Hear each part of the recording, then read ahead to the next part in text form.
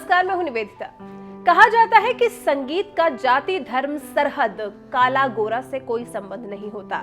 तभी तो संगीत दूर देश में कोई गुनगुनाता है और फिर देखते ही देखते वो पूरी दुनिया में फैल जाता है और दुनिया के किसी कोने में बैठे शख्स के दिल में ऐसे उतरता है कि पूछना ही नहीं। ऐसी ही थी लता जी। रविवार को लता जी ने सुबह 8:12 पर अंतिम सांस ली और जैसे ही एक खबर ब्रीच कैंडी अस्पताल से दुनिया तक पहुंची, सभी दंग रह गए। इसी बीच भारत के सभी दिग्गज नेता, कारोबारी और हर फील्ड के लोग लता जी को श्रद्धांजलि देने लगे।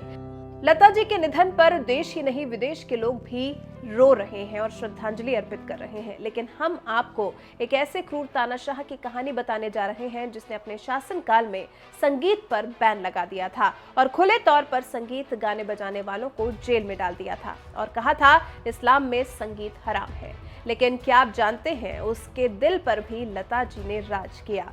उस पाकिस्तानी क्रूर तानाशाह का नाम था जनरल जिया उल हक। जी हाँ, भारत के दिग्गज पत्रकार कुलदीप नैयर के साथ बात करते हुए जिया ने मंगेशकर के लिए अपनी प्रशंसा कबूल की थी।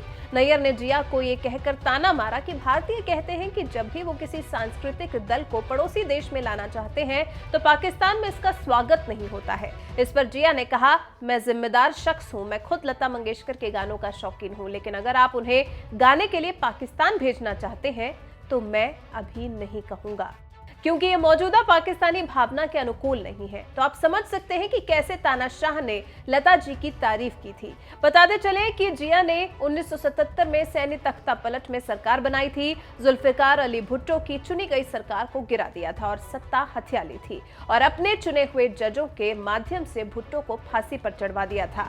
जिया ने पाकिस्तान के इस्लामीकरण की अपनी योजना के दौरान इस्लाम के नाम पर कई पाबंदियां लगाई थी, जिसमें महिला कलाकारों के गाना गाने पर प्रतिबंध था।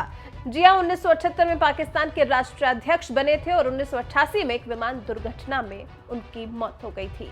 तो आप समझ गए होंगे कि संगीत और लता जी की आवाज का जादू पाकिस्तान में क्रूर शासक के दिल में बसता था और ये लता जी की आवाज का जादू था कि क्रूर तानाशाह भी उनके सामने नतमस्तक था।